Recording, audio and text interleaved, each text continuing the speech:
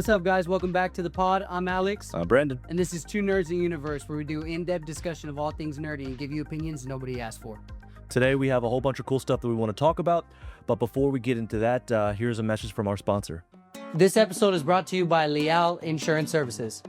Because guessing your auto, home, and business coverage is not a strategy. Get reliable coverage, clear guidance, and real support at lealinsurance.com. And now, back to the nerdiness. And welcome back. Today, we actually have a special guest. This is my best friend from back in high school. His name is Carson. Carson, you want to introduce yourself? What's up, guys? I'm Carson. I've known Brandon pretty well my whole life. Mm-hmm.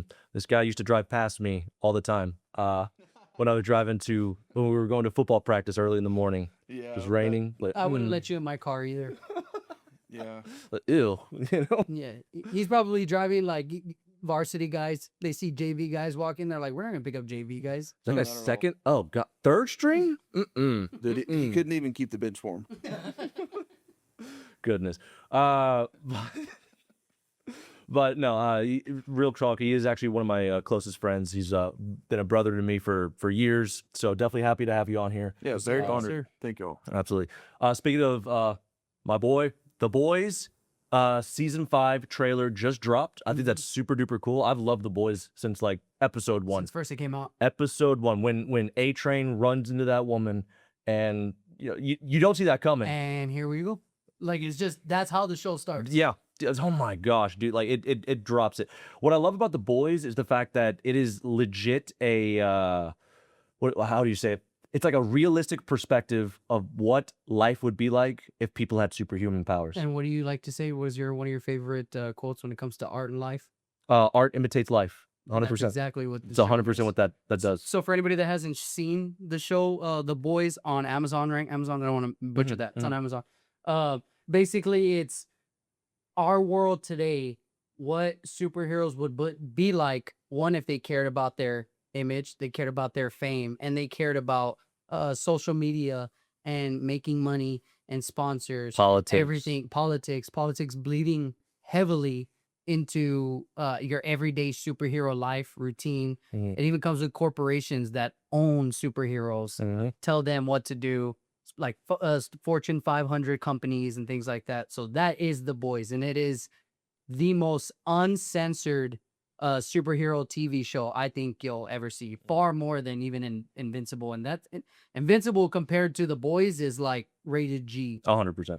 And if you look at we get with Superman, right? You get a little bit of like a feel for what he would be like as a villain with the Injustice series that they've done, time and time again, where he like Lois dies or whatever it is, he stubs his toe or something like that, and now he's just absolutely going on a rampage, going up against everybody. We get to see in this show Homelander, and he's basically like a Superman equivalent, and he's 100% a bad guy, and they waste almost no time sort of proving that at the end of the first episode, I believe.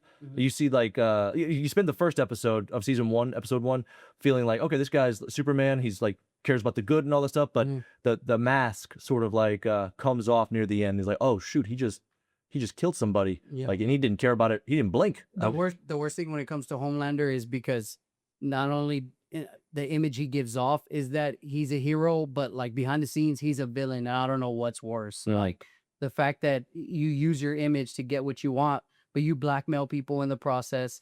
You let innocent people die on an airplane just because it doesn't follow your agenda. So yeah, the entire series of The Boys is, I think, the must-watch television. I don't think it's necessarily for kids. I would never let my kids watch The Boys. But if you're an adult and you're a consumer of unfiltered superhero TV shows, and essentially it reflecting, in my opinion, reflects of what it would look like today, that's the show for you. I love the show. You look at human beings in general, at our core, we're all pretty monstrous people. We try to do our best, which is wonderful, and that's great, and it's certainly something to strive for.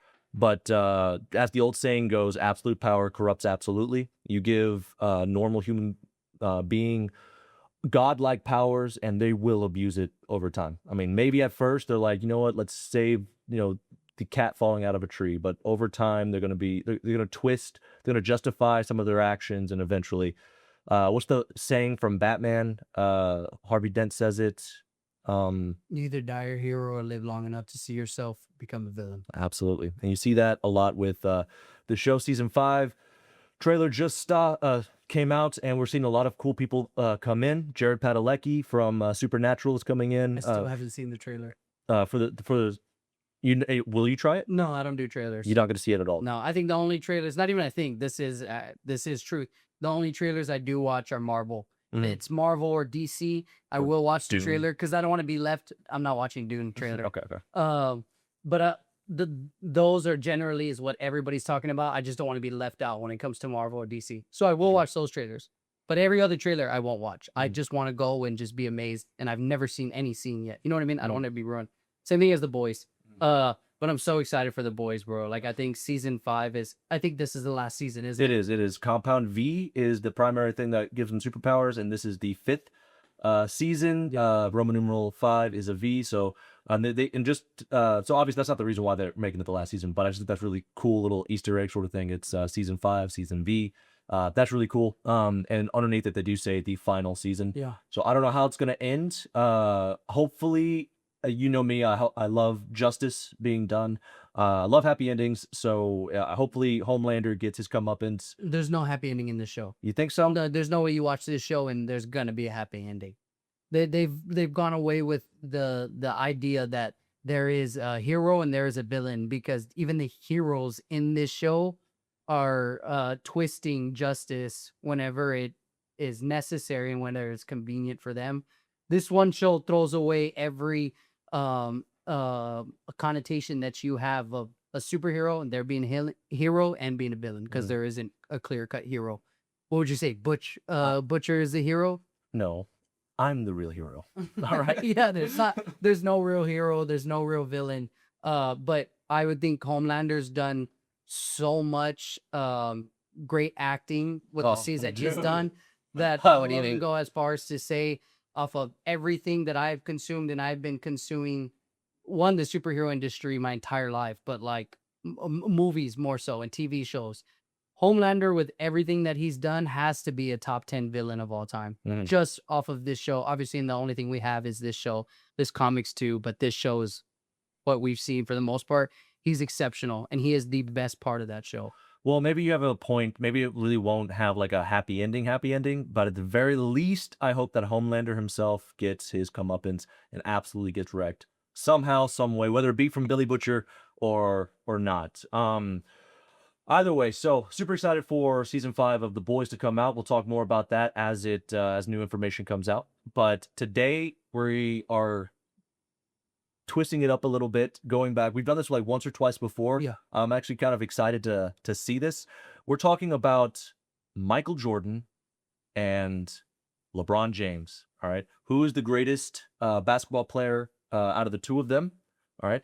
Most of the people that I've met who say Michael Jordan are going to be on the older crowd. They're going to be like boomers, I guess. Yeah. And not even necessarily that they're going to be boomers. It's just, and there you have everybody from different generations. You have everybody from our generation too.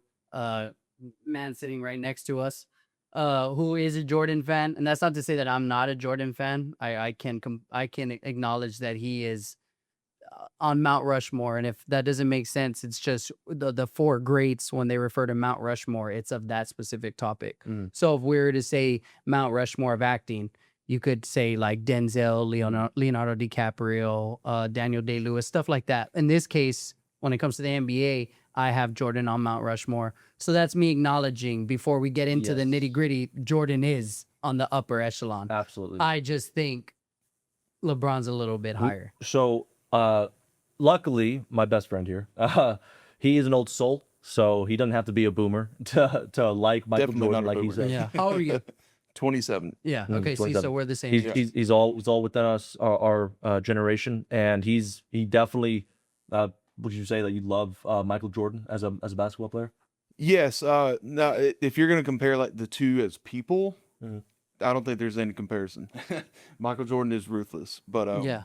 Say he's a piece of, all respect to Michael Jordan. When he's on the court, he's a killer. When he's off the court, he's widely known as a piece of crap human being. If I could just preface these last two things real quick. One, obviously, nobody here is saying that LeBron James is a terrible basketball player or Not at Michael all. Jordan is a terrible basketball player. I'm sure everybody here can agree that both of these basketball players are in the conversation of top 3 best all. basketball players of all time. Absolutely. All right. And 2, totally forgot it, actually. Yeah, no, they are I wouldn't take somebody serious if they came up to me and said, let's have this discussion, but Jordan won't be in my top 5. Because it's like, man, I consume NBA as much as the next guy. So you should know that Jordan shouldn't be anywhere out of your top 5. There wouldn't be NBA as it is now without Jordan being in the league. You know what I mean? Exactly. So for being a respecter of that sport, these guys have to be in your top 5. And even if you're not a LeBron fan, I don't assume you are a LeBron fan. Again, I have respect for LeBron. You can't look at his career and be like, no, he's trash. Yeah, he didn't do anything. Yeah, he lost 6 times. Like, no, he is great. He has done great things for the game. I just think what Michael Jordan did in his career and what he did for the NBA and just him as a player is better. And this is what we're gonna talk about. Yeah. Well, so that's also something that I think is like interesting too, is that the NBA itself the ratings actually started getting a little bit higher towards the early 1980s because of Magic and Larry Bird. Right. Right, but everybody knew the city and the franchise of Chicago Bulls were a circus. Everybody would describe it as a circus. It was ridiculous. Nobody wanted to play there. You played there, you were just playing for a losing franchise. Up until Jordan got drafted in 84, completely changed the entire landscape, not only of his franchise, but the NBA as a whole. Yes. So I completely acknowledge that the NBA would look different. You would not have one of the greatest players of all time if it wasn't for Jordan. The thing that I like to highlight and what I think a lot of people tend to do is what I see when people talk about Jordan, what I see is everybody says the one thing that every Jordan fan likes to hold on. Can you guess what that is?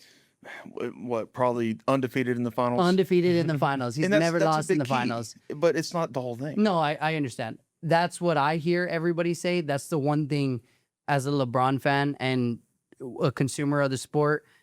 Yeah, 6-0 sounds a lot better than Was he 4-6? Yeah. So, but one thing I also like to highlight too is one person did go to the NBA finals 6 times. The other person went 10 times. I completely acknowledge that 6-0 is a much better record, sounds a lot better. But try to get to the finals 10 times is virtually impossible. There's very few players that have done it. Some players, but because they rolled the success of other people. And then others like Jerry West.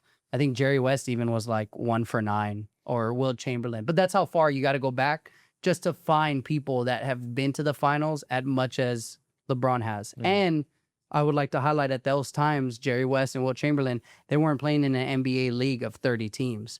They had 8 teams, 12 teams, 16 teams. So imagine doing that. Would you say the NBA is at its highest peak in terms of talent? Do you think the NBA is more talented now than it was in the 90s and 80s?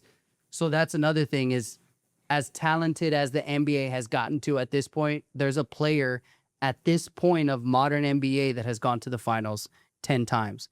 And I'd like to highlight has gone to the finals 8 times straight. Oh, so you're making the argument that he's gone 10 times with the more skillful players? Yeah, absolutely. The Against more joke skillful is, players? and then he would know, the joke is everybody says Jordan beat plumbers because everybody likes to highlight that it doesn't seem like the NBA from a skill set level was anywhere close to what they are now, as opposed to the 80s and 90s. But I hope you can also acknowledge that, like, LeBron's East was not Jordan's East. The East fell off the second Jordan retired. The West, in our lifetime, the West has been dominant. Yeah, absolutely. You had San Antonio. Yeah. Dallas was always in the hunt.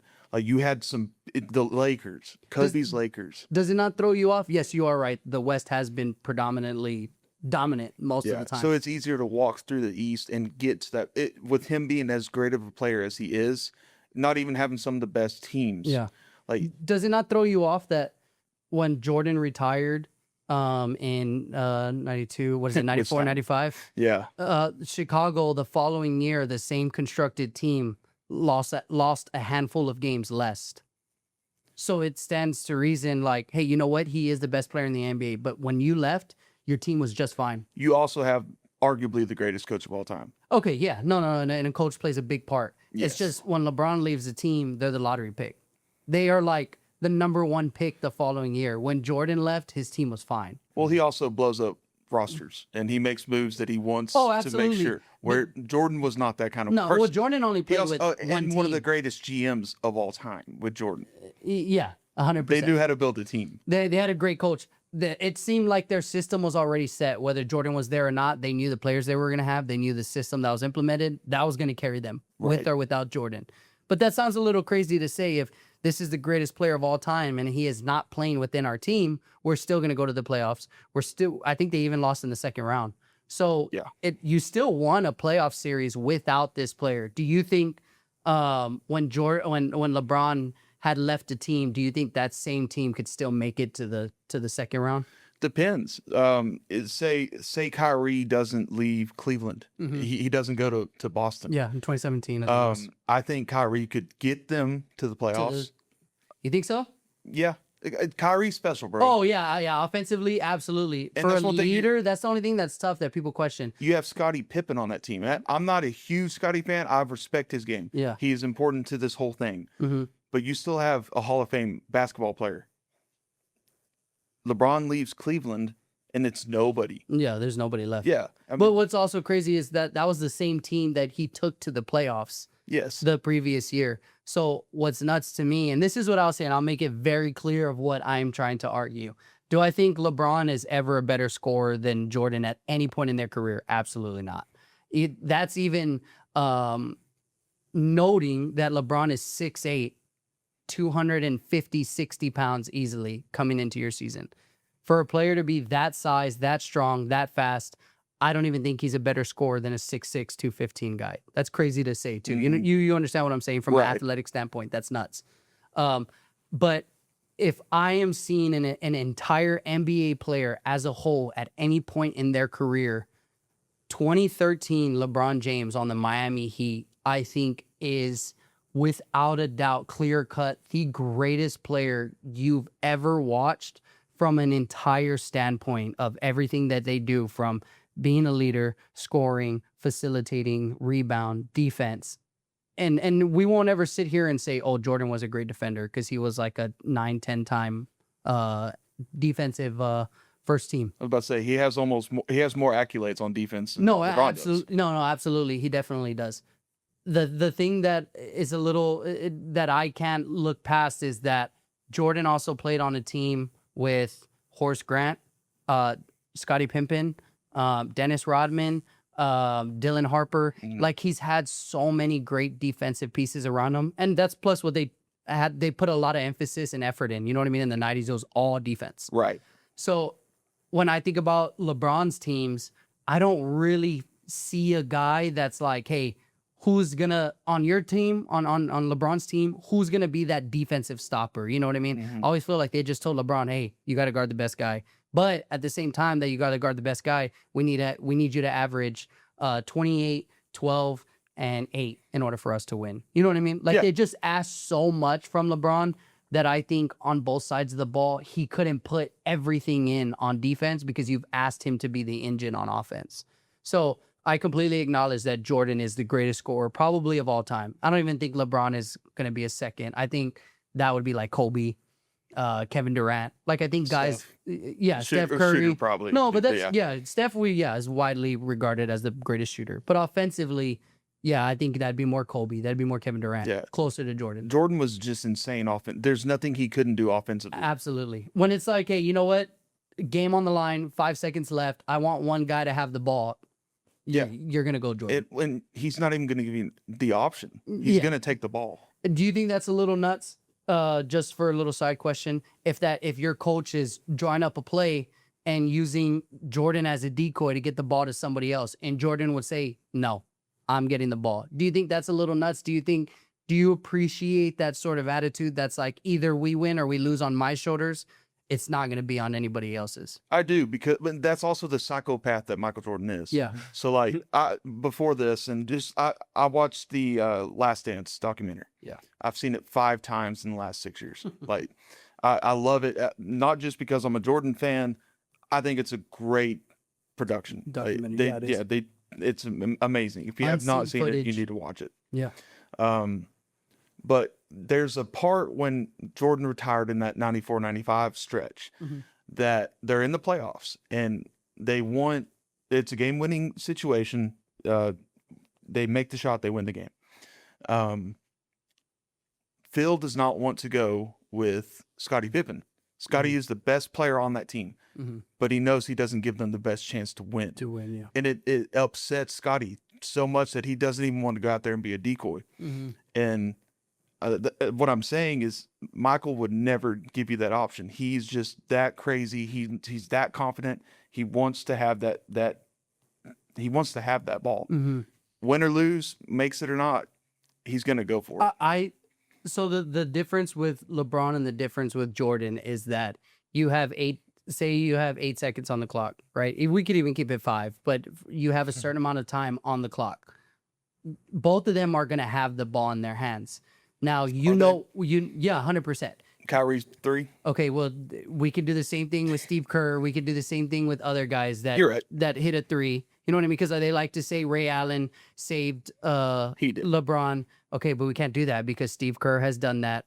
Who's the other point guard? John Paxson. Yeah, did the same thing. So we can't sit here and say there's 5 players, right? If I'm guarded, double teamed even, somebody has a better look than I do. You know what I Right. mean? That's the team first mindset. That's why I appreciate LeBron, is that I know Jordan would take that shot, double team, triple teamed. It doesn't matter. I got the ball. I'm not passing it to anybody else. He was just like, everyone else sucks. I'm the only one capable of taking this shot. Now, was it a bad shot selection? 100%. You could say a lot of them are bad shot selections, but that's his mindset. We're going to win or lose on my shoulders. What I appreciate about LeBron is that LeBron's mindset is, give me the ball. I'm going to be a playmaker. So if I have an open look, I'm going to shoot it, right? If you're one-on-one and your defender that you put on me is smaller, I'm going to body him. If you suck in and there's an open man in the corner, he has a higher likelihood of making that shot. So I'm going to pass that shot and trust in my teammate. He's a team player. Absolutely. And no one will sit here and ever tell you Jordan is a team player. Right. Everybody will tell you LeBron is a team player. That's what a lot of people, and what's crazy is I think that's why the older generation refuses to sit back and appreciate LeBron, because they watched Jordan. They watched that killer instinct in the last 5-10 seconds. So they thought that's basketball. What basketball is that psychopath taking that shot because he wants to win that bad. But what I appreciate is, you know what? This team is constructed of 5 people on this court. It's not just me. So you know what? Even though I'm the best player, that gives another player an opportunity to be wide open to take that shot. Especially if that player is shooting 38-40% from the 3-point line. And you as an NBA consumer know if you're shooting 40% from the 3-point line, you're a good 3-point shooter. So if I'm doubled, if that's my best chance to win, it doesn't have to be me. I made a play, but I'm going to trust in my teammate, because that goes a far way in the playoffs. Now I gave my teammate the confidence in his shot. So that's not going to hurt my chances. That's going to help my chances, whether he makes it or he misses it. Because if he makes it, there's confidence. If he misses it, at least he knows that I have faith in him, that, you know what, I'm going to give you that shot again.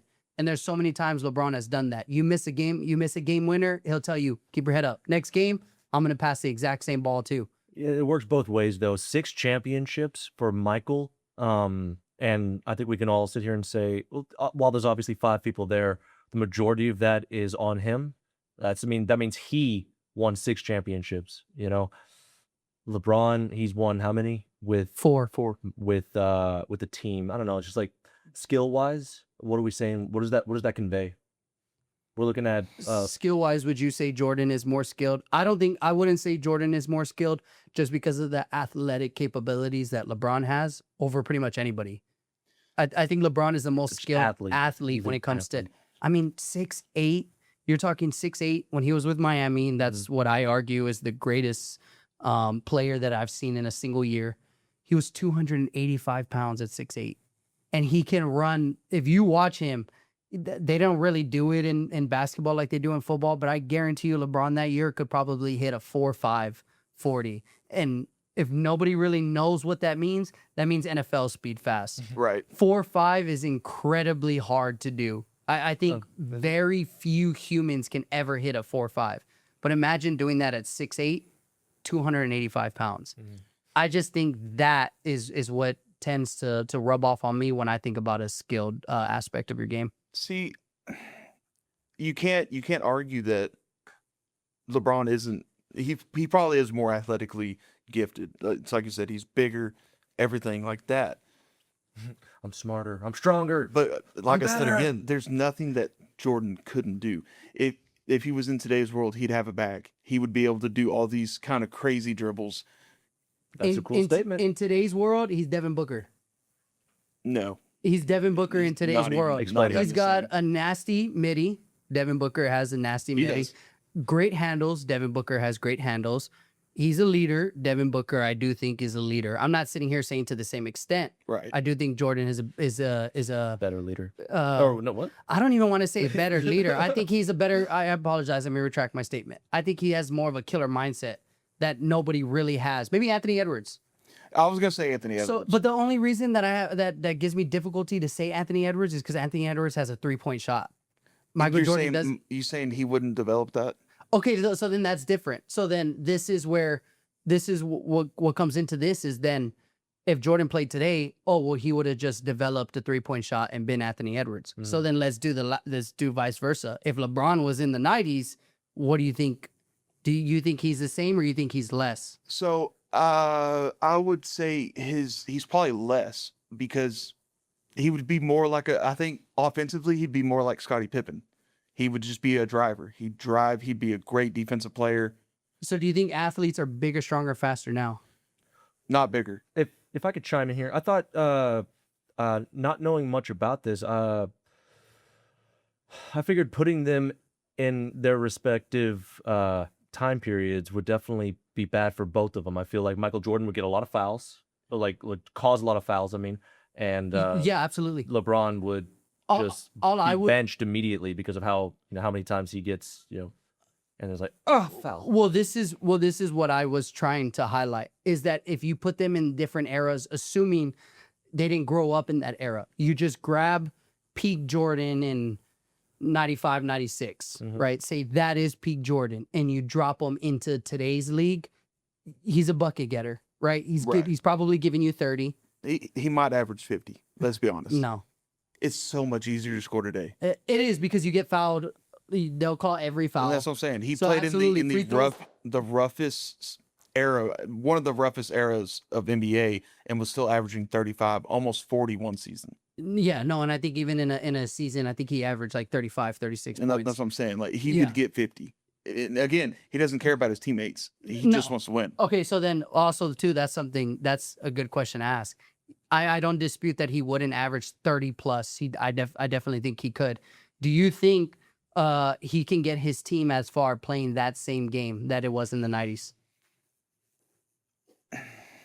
Because now Yes. you think so? So one thing that I've kind of I've looked up and have acknowledged was he wasn't known as a facilitator, right? No. But there was a stretch his rookie year that he ran point guard, Mhm. and in 11 games averaged 10 triple doubles. Mhm. Again, if we're gonna say that he's put in today's world where it's a point forward or he's Mhm. going to be the main offensive. He has the ball in his hands. He's going to be dishing out. He was a good passer. Yeah. He was doing not like Luka and stuff like kind of those passes, Yeah. but he found guys who was open if he did not have a good shot. I can appreciate from a Dallas native that you think about passing and it's like Luka. Luka he's the craziest passer I've ever seen. Yeah. No, I like it. But- Magic right there. Yeah, but no, I do get what you're saying. The only downside to that is that the reality is Jordan didn't do that his entire career. Now, whether he did that, because you can just say like, hey, he showed us in a small window, he can do it. So the argument is therefore he can. You know what I mean? Because it's also like, would you consider LeBron a shooter? No, I would not. Okay, but I could show you a season in which he averaged 40% from the 3-point line. Right. Therefore, that immediately eliminates the connotation that he's not a shooter. But he didn't do that for his whole career. So I wouldn't sit here and tell you he's the best shooter. You The know what I'm one saying? year where the 3-point was a little bit shorter. Yeah, but that's my point, is that like I can't accept someone telling me here's a little window in which they did it, therefore Right. that is them, because it's like there's outlier times when that's probably not the case, because like I said, even though I love LeBron, he's not the greatest 3-point shooter, but there was a season in which he averaged 40%, though I don't think that just automatically means he is a shooter. The only thing that I say when it comes to even LeBron and Jordan in comparison is that Jordan is a better scorer, right? Facilitating, I don't think it's close. I think LeBron is a way better facilitator. Would you say LeBron is a scorer first, or do you think he's a passer first? See, as he has progressed in his 50th season that he's played, I think he's turned into more of a passer, but he's still gonna just head down, drive to the basket. So you think he was younger? You think he would score first? Yes, especially on those really bad Cleveland teams. Okay, Yeah. if you didn't have the team, who's shooting the ball? Yeah. And then he goes to the Heat, where he has options. Yeah. He knows he can be a more well-rounded player. Yeah. And I think he developed that with the Heat. With trust too. Yeah, trust. And he's still getting his buckets. But it's easier now, even with Luka. They may not be vibing how people want them to or expect them to. But he's probably more of a passer now. Yeah, absolutely. And he looks for his good shots. I think that's what he's developed. And even LeBron will tell you too, his best season he's ever played wasn't even in the younger days. It was when he was in 2018. So if you think about that, that's 15 years in the league. I think at that point he's like 33, 34. He said that was his best he's ever played because the IQ is there, his passing ability, as well as when to score. Right. He doesn't, at that point, when you're young and you're in the league, you're just trying to rush your shots. Right. That's a thing that people have a problem with. And especially because our audience, most of them are from San Antonio. You watch Wemby all the time. People that have problems with very few problems. It's obviously you're plucking hairs at this point. You're splitting hairs. But with Wemby, the thing that people say with his game is that unfortunately he can't do what he wants to because teams make it very difficult for him. You know what I mean? They're putting smaller guards on him, and you're like, you have a smaller guard on you, like you should be posting him down. You know what I mean? So when it comes to young players, it's really hard to implement what you want to do. And that's the thing with LeBron, and that's what he tells you. When I was young, I was just trying to force everything. I wasn't taking what the defense gave me. And in 2018, that's what he did. He knew where his spots were. He knew when to get to where he needed to get. Or if it wasn't happening, let me facilitate. Let me get guys open looks. Then our offense will start falling. So I think even LeBron will tell you IQ plays a big part in basketball. And I think that second half stretch of, well, I don't want to say second. Dude is, 22 years in the league at this point? So it might even be, you can consider it third stretch. Yeah. But that stretch when he was with Miami, I think that was complete. I think that was a great scorer, great facilitator, great defender. I still think it's nuts that Marc Gasol won Defensive Player of the Year over LeBron that year, and Marc Gasol wasn't even on the first team defense. Yeah, I mean, a lot of Jordan people will bring that up, that he's not Defensive Player of the Year. Yeah. We all know he's insane on defense. Yeah, absolutely. One of maybe his most iconic moment in his entire career is him block. Yeah, the block On in 2016. Yeah. Yeah. So I mean, you can't say that Jordan is leaps and bounds better defensively. Yeah. You're lying to yourself. Yeah. They're both amazing at defense. So what are when you take issues with whether it's and you even said character, that's not really something that you look at when it comes to LeBron. So like what are things that you pick at his game, or what things stand out to you? I know you had mentioned the 4 and 6. Yeah. But what else besides that also do you mention? If that is what you take issue with, then that's fine. I'm just curious if there's anything else. No, so I mean, obviously, losing in the finals, and we can go more into that or whatever, but like, for one thing, like being a Dallas fan, staying on one team to me means a lot. Watching Dirk fight his entire career to get to that one moment where they won the championship. Yeah. Seeing LeBron bounce around, creating 3 super teams, ruining the league. Let's be honest, kind of ruined the league for a 10-year stretch. Okay, now you're saying ruining the league because he invented super teams. Is that what you're saying? Yes. What is a super team? The super teams is what Boston did in 2008 when they got Kevin Garnett, Paul Pierce, Ray Allen. Is that not a super team? That is. So it's having like That was before LeBron did It it. was, but he's the one that's known for it. That's not fair. A super team is Just- having just like the best This, players what a you could super team possibly have. does is they get the best players from different franchises and come to one franchise and dominate over Different competition. franchises. Yeah. Yeah. So in 2000, only reason why I bring that up is because everybody says, "Oh, LeBron did it. LeBron has created the super team." He didn't, because many years before that, there's people that try to do it. Scottie Pippen, we're talking about him, try to do it, right? Charles Barkley tried to do it. Even though Karl Malone and Gary Payton were a little bit older, they did it with Shaq and Kobe. What I try to highlight is that if I'm thinking about people in their prime, just to give you an idea, Paul Pierce, he was an all-star for the Boston Celtics, right? He needed help. It was a little tough. He couldn't really get too far. So what they did is they went to go get the best player from another franchise, Kevin Garnett, played for the Minnesota Timberwolves. So they brought Kevin Garnett over, and they're like, okay, well, we need another player too. So then they went to go get Ray Allen from Seattle Supersonics, right? So they brought Ray Allen, the best player on another team, brought him to their team. So now they were constructed of 3 all-stars and a rising star. I'm not Of their hearing own. the bad part. It's just that's year one. Yeah. What people take issue with is that you didn't go through the necessary growing pains. You just quickly constructed the best team you could to win a championship. I'm sorry, is the NBA not a business? Is that not what you would So do? that is exactly what I was going to say. And the problem with it, I would say, is when you graduated high school, are you with the same job that you did when you graduated high school? No. Are you with the same job that you did when you graduated high school? So money talks at some point. I got to leave at a certain point. The problem with LeBron and what he had with Cleveland is that he stayed in Cleveland from the time it was 2003 when he got drafted at 18 years old. What were you doing at 18 years old? Army. Now imagine being handed the keys to an entire city on your shoulders, and they said, you know what, we're the laughing stock of the NBA, just as it did with Jordan. I don't discredit that. But they told that to LeBron at 18 years old. We are a ridiculous franchise. We can't do anything. Here are the keys to the city. Get us to a championship. And you're 18, and you're like, and you come from poverty. That's a lot of stress. And you're okay. Absolutely a lot of stress on an 18-year-old's shoulders.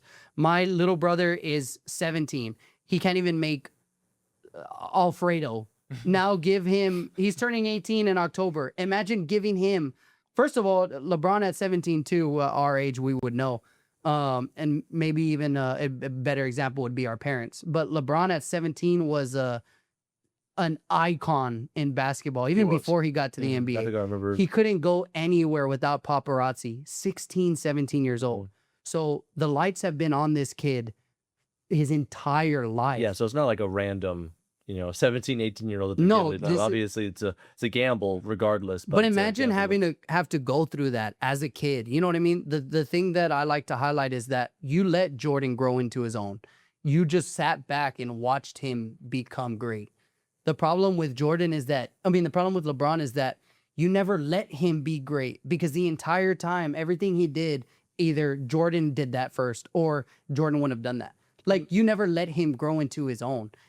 From the moment he stepped into the court when he was a freshman, sophomore in high school, you were already like, he won't even be better than Jordan. What does it matter? And you're like, let this kid like grow into what he's going to be. One, you didn't let him do that. So he felt the pressure of an entire franchise and the nation telling him he's never going to be that great. Oh, it's all like smoke. You're a sensation right now, but once you get to the league, it's going to be nothing. Now fast forward to an 18-year-old got handed the keys to the city. 5 years later, what were you doing at 23 years old? Got out of the army. Okay. This dude at 23 years old made it to the finals, beat the Pistons, who you would probably say is one of the best defensive teams ever. Yeah. Beat them, scored 25 points straight in the fourth quarter. 23 years old. Let me give you the ball. How many possessions is that? That's at least 10 possessions where I gave you the ball and asked you to score. He scored. On the best defensive team in the league at the age of 23 years old. Went to the finals and came up against the Spurs and lost big time. Argument ruined. But this is my point, is that you asked a 23-year-old to beat one of the greatest dynasties. Would you say Spurs is one of the best dynasties? By far. Okay, yeah. So you asked a 23-year-old to beat one of the best dynasties by far, and because he didn't, you're like, oh for 1. And you're like, I'm 23 years old. On a terrible team. On a terrible team. So it's like, of course I'm not gonna beat them, but The fact that he ran the made race, that you know. run is insane. You know what I mean? Yeah. The thing I that hate I when was, people do that. I know what you mean. I'd rather, because the notion is, hey, Jordan was 1 for 9 in the playoffs before Scottie Pippen arrived. So those first 7 years, he never went past the first round, not Playing one some time. Insane teams though. Yeah. Let's No. give that credit. Yeah, but so did LeBron. LeBron went against some tough teams, Detroit But Pistons. you're talking like 2 teams stacked with Hall of Famers.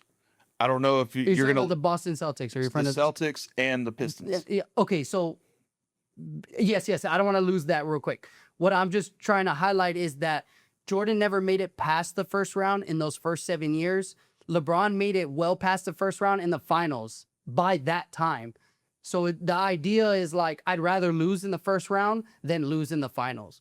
Does that sound No. crazy? I Like, I'd wanna rather lose lose earlier regardless. than lose on the biggest stage. That's kind of like, what words? Yeah, I'd rather not lose at all, but certainly if I'm going to lose, I'd rather have a Friday Night Lights Moment. I'd rather you know. lose to the champ, right? Now, let's go- Exactly, 100%. Now, Oh. now, yeah. So the Imagine losing to notion the of, person that lost the champ. Yeah. So the notion that, oh no, Jordan is 6-0, but it's like you completely ignore the fact that he played more than 6 years. What about the other 6 years?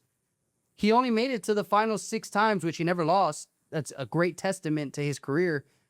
But what happened with all the other years? Did he only played 6 years or retired every single year after and was like, nah, I'm gonna come back?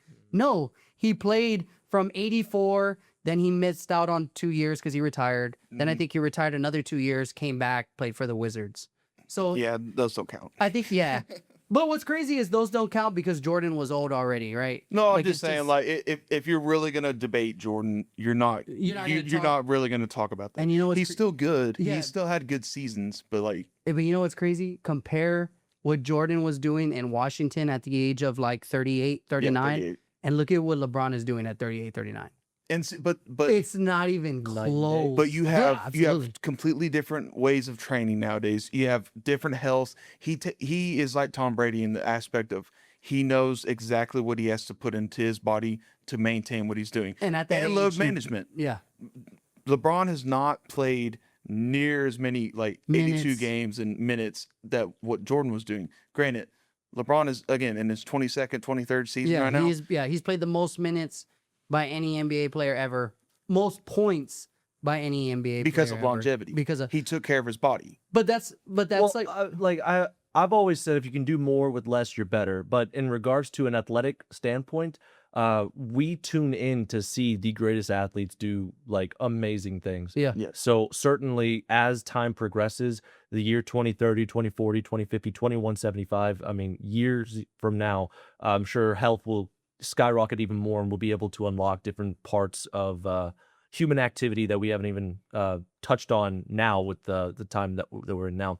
And certainly when that happens, I'm not going to sit here and say, let's just call this guy David from the year 2175, who's this amazing basketball athlete who has all this benefit going for him, that he's not as good of a basketball player as LeBron because LeBron didn't have the same health benefits as David did. Obviously, David is the better basketball player, if that makes any sense. No, it does, because I'm not going to be a victim of the era I grew up in just because my nutrition and science and modern medicine is better. You know what I mean? I just got to work with what's in front of me. with that in mind, I mean, like who's a good basketball player from like the 60s, 70s? You probably say Will Chamberlain, Yeah, Jerry yeah, Will. West. So we're gonna sit here and say Will Chamberlain is a better basketball player than Jordan and LeBron just because of he's a victim of this time period?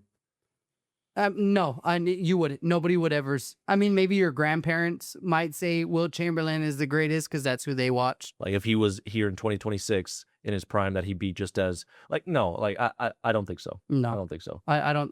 No, I don't think so. And I don't fault LeBron for having access to modern medicine. And I don't either. And the crazy thing with when it comes to LeBron is that any NBA athlete will tell you his diet and the way he takes care of his body is like second to none because of look at the longevity aspect. The same thing as crazy as Tom Brady was coming to his workout routine, his nutrition, things like that. That's exactly what LeBron does. And that's why he's been able to play as long as he has because he puts at least $1 million. He's even said he's put at least $1 million into his body every single year just to be able to play this long. Mhm. But I don't want to lose focus of something that you had said, and I think that is a key thing to bring up, is that you had said Jordan, look at the competition that Jordan played against Boston, against Detroit, and certainly against the Lakers, Yes. playing in the 80s with them. That's extremely tough. I'm not going to fault Jordan for not being able to beat Boston Celtics because they were 5 Hall of Famers. Detroit Pistons, I know Isaiah Thomas is a Hall of Famer. I should know this, but I'm not sure if Joe Dumars is a Hall of Famer. I don't know. I don't know about Joe Dumars, but he was an excellent He player. was a baller. Dennis Rodman was on that team. One of the greatest defenders Of all time. And Bill Laimbeer, one of the dirtiest players of all time. So Yeah. it's hard for Jordan at a young age to beat that team. I don't fault him for that. I'm never gonna fault a player because you couldn't beat a complete team at a young age. With a team full of like cokeheads. Yeah. No, Like- the Pistons were crazy, dude. Well, I'm talking like the Bulls. Like they, Oh yeah, on his team. Yeah. they. So in the '80s, like it was NBA wide. Mhm. There was tons of people doing drugs inside the locker rooms and on. So like LeBron having terrible teammates in his first few years, same kind of thing with Jordan. Jordan had to like sift these guys out pretty well, not tell them what he wanted this person on this team, but like he did not have the same kind of players until Scotty showed up. Yeah. And then they started building around him and Scotty. Everyone needs help. I don't ever think there's a player that's going to do it all by himself and he never needed help. Right? For sure. The greatest player of all time, whatever your eyes is, LeBron or Jordan, at some point you need help Mhm. to carry you past that point. You know what I mean? LeBron didn't necessarily have help in 2007? He clearly didn't win, and it showed you I need help. Same thing as Jordan. Those first 7 years trying to go up against the Celtics, the Pistons, the Lakers, he clearly needed help. Scotty came. That was his Robin to his Batman, and they took it over the top. Now, the only thing that I bring up because I'm curious about it is that nobody faults Jordan for losing to the Lakers, 4 Hall of Famers, Boston, 5 Hall of Famers. He didn't Yeah. lose to the Lakers in the playoffs. You said what? He didn't lose to the Lakers in the playoffs. Oh, sorry. No. You're right. Sorry. Boston and Detroit. Yes. I just brought up Lakers prior. Sorry. No, you're good. But Boston and Detroit, he did lose to, right? Numerous times. Right.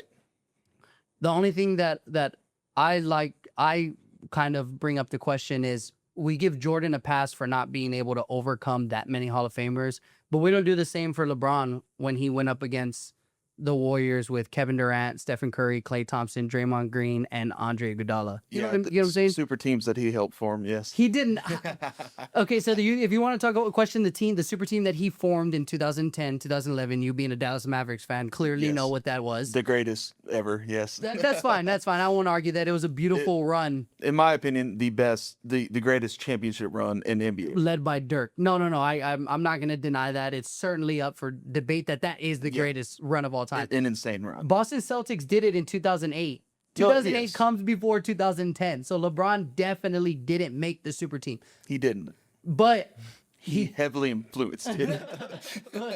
but he couldn't beat the Warriors. And let me ask you this question real quick, just for my curiosity. Kevin Durant, if he never goes to the Warriors, do you think LeBron wins more rings? Do you think LeBron beats those Warriors teams without Kevin Durant? I mean, they already proved it. Yeah, but so that's what I kind of question. He might have won one more. What I like to question is Kevin Durant's decision to join the Warriors is one of the biggest monumental changes in the NBA landscape and in history. Yeah. Because you formed arguably the greatest NBA team of all time. They'll argue that with the Bulls. They're nasty. Yeah, but it's like, how do I fault LeBron for not being able to beat a team led by, would you say Kevin Durant is a top 20 player of all time? I say I don't like Kevin. Okay, you don't like him. But I agree, he is a top 20 player. So what's crazy is Kevin Durant, top 20 player of all time. Curry is arguably top 10 player of all time. Klay Thompson is top 75. And even if you don't say Draymond Green and Iggy, that's fine. But you need those. They're key pieces. Yeah, you need those key pieces to make championship runs. So the difficulty when I look at it is, man, how do I fault LeBron for not being able to beat a super team? Right. Because in return, Jordan never beat the Celtics. No. Jordan never beat Jordan I think eventually beat the Pistons, but that wasn't until much later. Like you can even say Jordan's, like you said, he beat plumbers. Jordan's championship teams that he played against are nowhere near the talent level that LeBron played. And as a younger Jordan fan, I used to have that, oh, LeBron lost all these times. It's like we're saying right now, LeBron played way better teams in the finals. Yeah, absolutely. Whether he had an insane team or not, or he willed his way to win, he has played way tougher opponents. So I'm not going to sit here and say, yeah, he lost two championships to two of the greatest teams ever. Yeah. Yeah, it's LeBron or Jordan, probably his toughest teams that they played were 97 and 98 against Jazz. The Jazz. You had two Hall of Famers, one's a little sus right now, but you had two like insanely good Hall of Famers. You probably say Karl Malone is a Hall of Famer. Yeah. So who are you, little? I'm saying he's sus. You know, people have opinions on him with things that have happened. Yeah. But you do fully acknowledge John Stockton and Karl Malone are Hall of Famers. They are. Yeah. So Jordan did beat them, which was obviously a testament to how great. Yeah, and that's what I'm saying. That would be, if you're saying, damn, y'all, LeBron beat the Spurs in 14, right? Mm-hmm. Loaded of Hall of Famers. That team is still better than Utah Jazz. Jordan played less talent in the finals than LeBron did. Yeah, and I'm fully conscious to see that. And I don't mean to correct you. I just want to make sure that our viewers know. LeBron lost to the Spurs in 2014. He beat them in 2013. Sorry, no. But yeah, you were of the same mindset. Mm-hmm. But Spurs came back with a vengeance the following year and destroyed them the following year. The greatest team, team pass ball. friendly, just team. Yeah, it's insane. It's beautiful. Yeah, it's the beautiful game by the Spurs. There's a video on YouTube that's called The Beautiful Game, and it highlights the team ball movement and just the ability to pass the ball. Hey, with the mindset of I have a shot, but you have a better shot, so I'm gonna pass the ball to you, which you would love. Why don't people love when LeBron does that? You know what I mean? Like every old head will go up to you. I'm not saying you're an old head, just in general. Everybody will go up to you and say, "Oh, you want to watch beautiful basketball? Go watch a beautiful game by the Spurs. Just team ball movement." And then LeBron does it in the last 5 seconds because you have a better shot, and it's like, why didn't he take the shot? Man, I gotta say, this whole conversation talks about how similar Jordan and LeBron are, and based off of this conversation, I'm a little more leaning towards the unfair treatment of LeBron being a reason why he's not in everybody's number one. It's so easy to hate him, right? It's very easy. It's so easy to hate him, and you don't even have to say character aside. If you want to say character aside, whatever. Yeah, look, we separate the art from the artist all the time here. People don't like when he gets a little political and stuff like that. Even aside from that, he's a great father to his kids.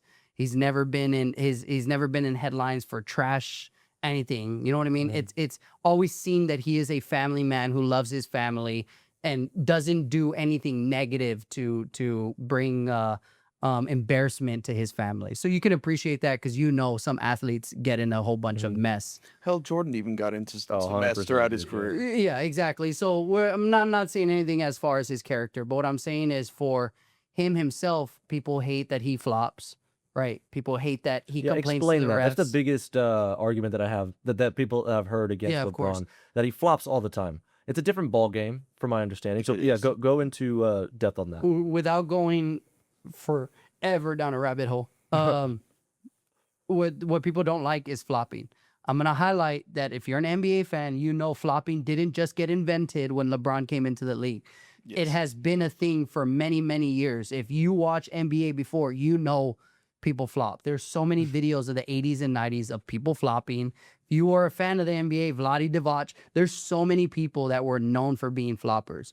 But because of the global stage that LeBron has on him when he does it, and he does it often now, it gets blown up because everybody wants to make fun of this superstar who flops and has to do extra theatrics just to get free throws. I don't know He's of also anybody that insanely says good they at like it. that. Yeah. Every fan hates the flop in every sport. Yeah, Football, Soccer. or not football. Excuse me, soccer, basketball. Football, you'd be surprised that they actually do it in Couple football of too. floppers on that one. too. Mahomes is really good. It not necessarily flopping, but manipulating it to where it's Yeah. in his favor. Sorry, I apologize. Mahomes will run along the sideline, pretend like he's about to run out. You get close, he runs out. And when you push him, he'll throw his body to fly, and there's unnecessary roughness because he went out of bounds and you hit him late. They just know how to manipulate the rules. Yeah, And nobody it's likes high that. IQ. That's not, that's- no, see, that's what I was no, gonna say. no. No, I don't know. I hate that because so much. I That's guess- not the game. I want to see the greatest Brady win. was good at it too. Yeah, and they made rules because of Brady. But even on top of that, too, you being a football fan, Kansas City Chiefs and the Cincinnati Bengals in the playoffs, and I think it was to go to the Super Bowl, or it might have been to go to the AFC Championship. I can't really remember. But there is one where Mahomes, this is like fourth quarter, they're down, they have to get a field goal, or they have to score a touchdown to win it. Mahomes is running along the sideline, manipulates it to get pushed at the end, 15 yards, they kick a field goal, I think they win the game. And people hate it because there's like, how do you manipulating the rules to win? But at the same time, it's like the rules are there. I'm gonna do what I can to put my team in a The rules are there to position succeed. protect you. They're not there for you to Manipulate. manipulate so you squeeze out a win against an obviously superior foe. As a LeBron fan, I'm not gonna say I like floppy. I think they should find them more. They find them now, but I'm finding a guy that makes $25 million a year, 10,000 for flopping. And as crazy as that sounds to us, you give them 10,000, that's a slap on the wrist. You know what I mean? Yeah. Like that does nothing to them. I've heard that financial, what is it? Not drawbacks, but like I guess financial drawbacks are only a problem for poor people. Yeah, Yeah. it's like If how you're do- rich, I mean, like, oh, I'm gonna park here. Hey, that's a $500 fine. I don't care. You're like, okay, it's Jason Tatum and Jaylen Brown. These are two guys that just signed large contracts in the NBA, and I think they're upwards further of 285 million, getting closer to 300 million range. If I find you $1 million, if you're already guaranteed $200 million, and I find you 1 million, they're like, damn. All right, what are we eating? And you're like, you know what I mean? Filet mignon. Yeah, so it's kind of tough to like try to figure out, and I'm sure NBA and front office, they're trying to figure out how to Punish. minimize the flopping. But it's a big thing. But the crazy thing is, it's easy to hate on LeBron, but so many other players do it. You as an NBA fan, we all don't like SGA. SGA flops all the time. Luka. But the Luka flops. There's so many Jokic. There's so many players that flop. Right, as a Spurs, as if you're a Spurs fan and as a fan consuming the Spurs, they just played the Detroit Pistons, and for a second you're sitting there like, all right, what are y'all doing? Like, are we in theater right now? Because there was like 4 or 5 straight possessions where they're flopping, but that's integrated in the game now, and it's unfortunate. And I'm not gonna sit here and say it should be, because it shouldn't. Yeah. But it is. But it's so easy to hate LeBron, but because of the statue or the stature and the image and the pedestal that he is on, more so than any I get other it player. that everybody does this. It was Jordan's, from my understanding, is not known for flopping though, right? No, He came from an got era beat of roughness, crap correct? beat out of him. Yeah. Yeah. If you got fouled, it was earned. Like seriously. Yes, it was. That is the truth. And people around that time appreciated that. I don't. And the only reason why I'm going to tell you I don't is because I have a business to run, and this is my star player. And if you come hit an elbow at my star player, we're going to have some problems. Because if my star player goes down, there goes my entire franchise, there goes my entire season, there goes my revenue, there goes my sales. People are not going to pay to go see my team. You go to a Spurs game right now, and average ticket's probably like $120, $100. You go to a Spurs game 2 years before Wemby, when they were at the bottom of the league, you can get in for, they'll pay you $5 to come in. Like, you couldn't get people to come. Why? Because it's not entertaining. So that's the same thing what I think of when it comes to like the 80s and 90s. People are there like, oh, that's real basketball. You should be able to give them a nice check in the air. And it's like, no, you shouldn't. Because what if he tries to break his fall, breaks his elbow, and he's never the same ever since? What are your thoughts on that? But with that being said, even though Jordan played in that rough ball era, there was only one season that he missed because of injury. Yeah, it was He played and then he broke his foot. Yeah. He just fell on he came down on a layup or a dunk and just it broke. Yeah. Just a freak accident. Wasn't a foul or nothing. But he played in that entire era, and I have a picture of it. But I think of his 15 seasons, he played 11 of those with 80 games or more. Yeah. And there's only 82 games in the season. He's an Iron Man. Yeah. He's absolutely LeBron has played 80 or more, I think, twice or 3 times. Yeah, in it's a 22 handful of times. But also too, and this is what I would say when it comes to that. In the NBA now, what do you, and wide audience, but in your case, and I think you've even said a little bit differently, so you understand where I'm coming from.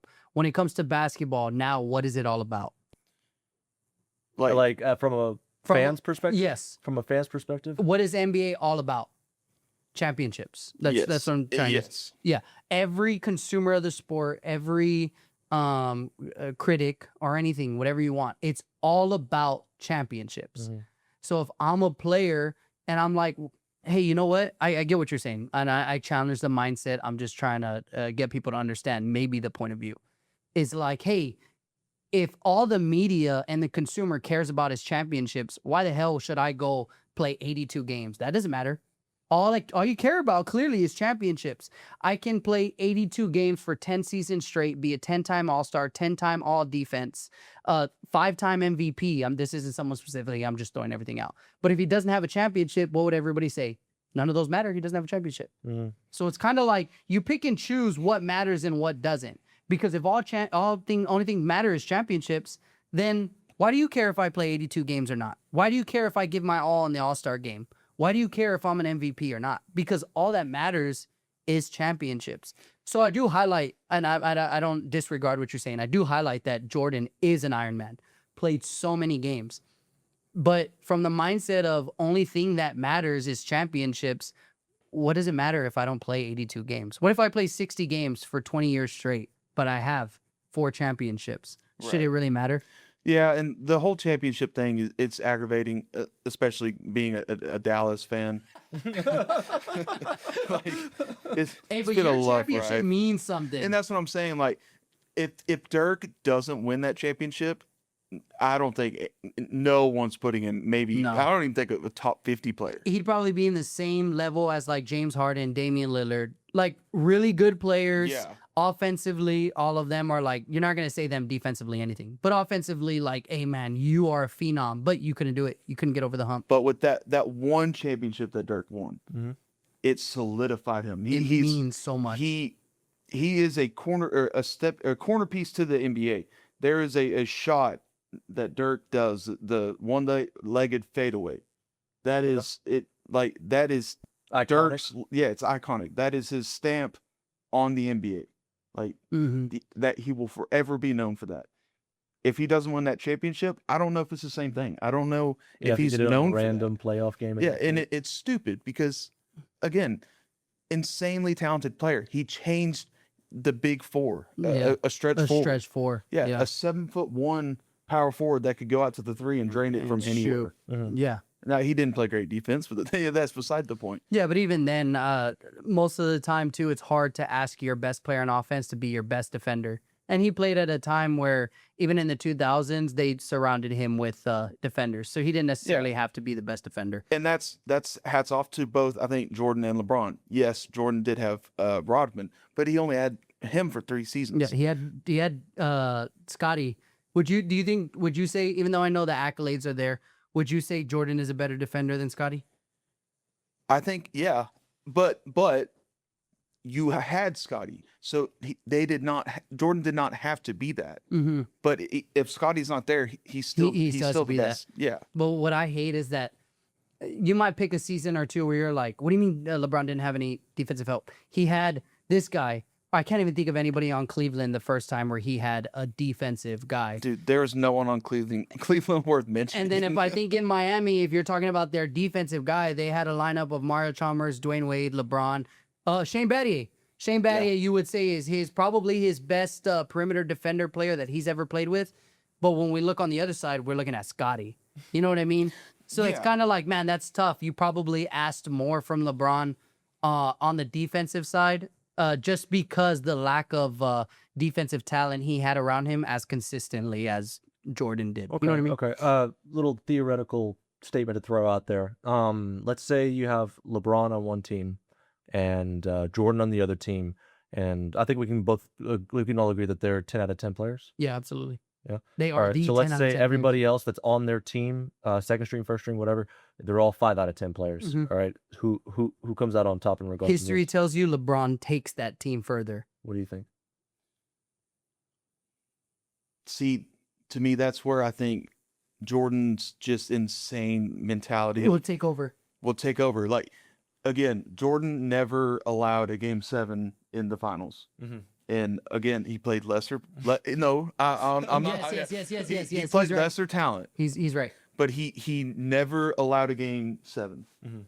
Just because there was 2 instances. The first time though, it was game 6. They should not have lost a game 5, I think, to Utah. And they get on the plane ready to go. He said, "Pack one suit, boys. We're coming back after one game. Don't pack a second suit." He did not care. He had 45 the next game. He was going to win that game regardless. He didn't care if anyone on the team scored. He was going to make sure that game was ended. Okay. LeBron does not have that same killer mentality. He has a dirty mentality. Like, he's not a dirty player, but like, he wants to win more than anything. But Jordan is just that psycho. Like, he is a cold-blooded killer. There's two different personalities when it comes to basketball, and you can get more into the depth of 3-and-D slasher, whatever you want. But more so on the personalities is you're either selfish or unselfish, meaning you'll make the game winning. You'll choose to take the game winning shot, or you'll choose to make the game winning play. Mhm. You know what I mean? Like, you learn that not everything is I'm gonna be able to do like the greatest, but let me just do what naturally comes. Let me just put my team in a position to succeed. That's the only thing that, not the only thing, but one of the things that I generally like to gravitate with more so with LeBron is that, hey, you know what? It might not be a good shot for me, but it's an excellent shot for him. That's the unselfishness that I like to attach with on LeBron. We can go down this rabbit hole. I'm pretty sure you've been in this talks with LeBron and Jordan your entire life. Certainly I have. But the main thing that I want to highlight before we get out of here is that I will always say that Jordan is the greatest scorer of all time. Absolutely. I don't think it's close. Jordan is I don't think it's the close. greatest scorer of all time.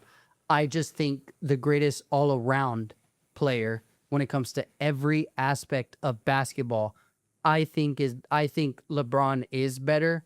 That's what I just like to highlight. I just think from a full aspect, that's LeBron. Didn't Jordan leave basketball to go pursue baseball? And He did. whatnot? Yeah. Did you not have something to say about that? Well, we didn't get up to it, and you didn't really want to talk stats, and that's fine because it's hard to compare stats. If you with want to that talk, instance. and you know basketball too, if you want to talk stats, go look at Google.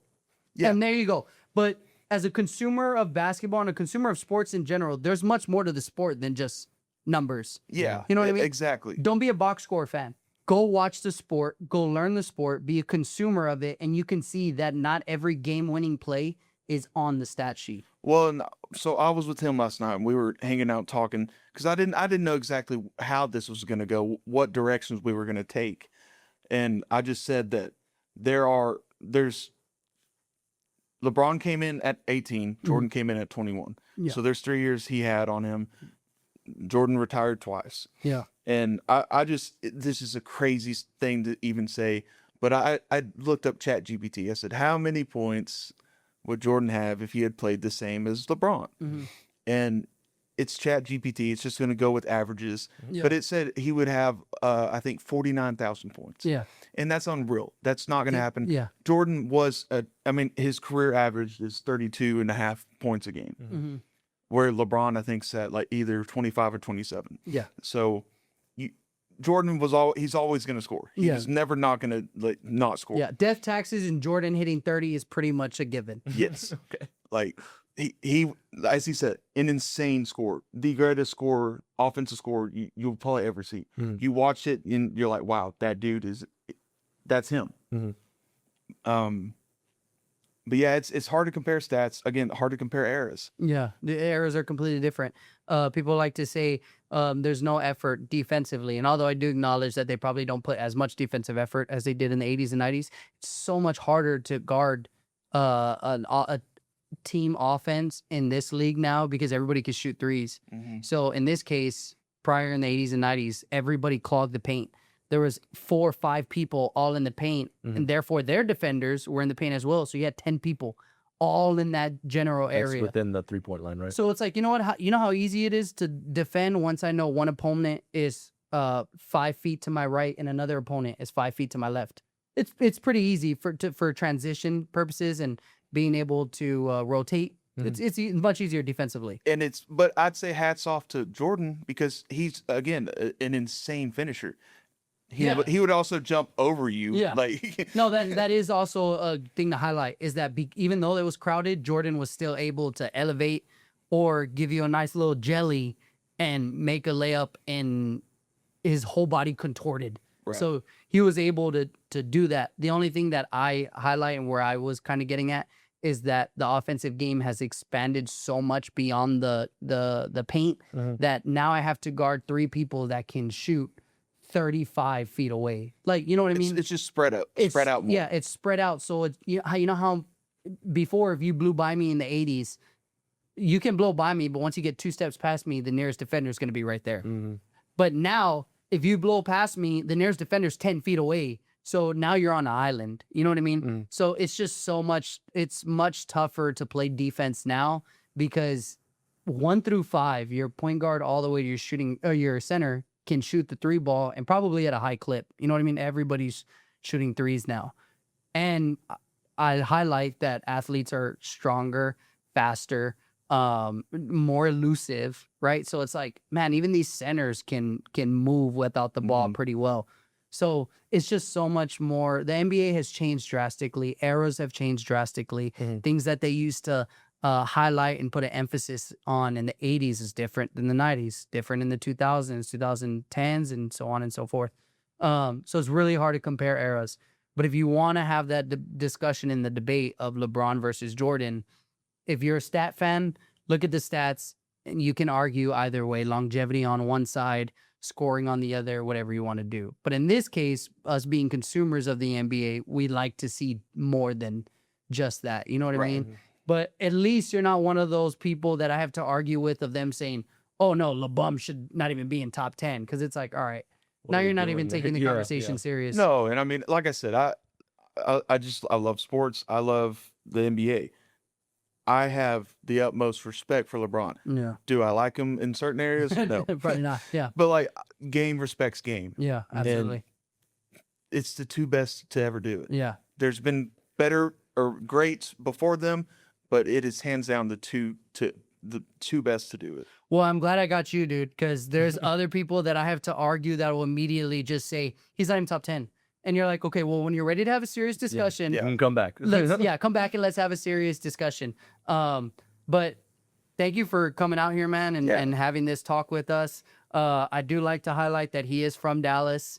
He is a big Mavericks fan, and how he said earlier, and I do hope one day you can come back and we can touch more on that, that 2011 run with the Dallas Mavericks, and is that the greatest championship run of all time? So real quick, I told you this in text. I have a cool story about that 2011 run. I was in the American Airlines watch party that night. Oh, okay. When they won the NBA Finals. probably the coolest sports like moment of my life. Really? Yeah, because so for every championship, it especially or NBA and NHL stuff like that, it kind of goes opposite of the games. This team gets a home game. This team gets a home game. One has more than the other. Well, for that instance, the last two games was going to be in Miami. Mhm. And so they had a watch party in Dallas. And we got lucky enough to be in that arena the night that the Mavericks won. And just the pure, like, I've never heard an arena so loud in my life. Like when the game it's over and Dirk's holding the championship, the parades and just the chaos outside of and just pure Wild. happiness. Yeah. It was crazy. Mm. I'm like getting goosebumps talking about it. But It was so meaningful that he of all people delivered a championship to that city, which had a drought because I mean the last time, I mean me being a Cowboys fan, it's been years. it's been a long time. We're ready. You know, The reason why we talk about sports on this this podcast, as we said before, is because sports, nerds are definitely into sports nowadays to the same degree that nerds are into superheroes and in movies in regards to talking about every technicality and, you know, breaking down everything. But more than that, I've heard and seen a lot of people talk deeply about how superheroes or movies or video games or whatever has deeply affected their lives. And you can see it in their eyes and how they speak and whatnot. And you definitely get that same level of devotion in regards to sports. sports are beautiful, dude. It's beautiful. Hey, I don't even know you, man, but today's the first day I've actually ever met you. But we could sit here, talk about sports, enjoy each other's company, have a friendly debate. Some people like to get a little more emotional. We can have a friendly debate about it, and you know, like, hey, man, good time. You know what I mean? Yeah. Good dude. We could talk sports. It's great. So let's sports also be that bridge for you to develop relationships with other people too, because it definitely can be. Unless you're a Philly fan. Yeah, we do not like Philly fans. But yeah, do you have anything else before we take off? You know, you look at movies and superheroes and all that, and that's like a fictional. It's like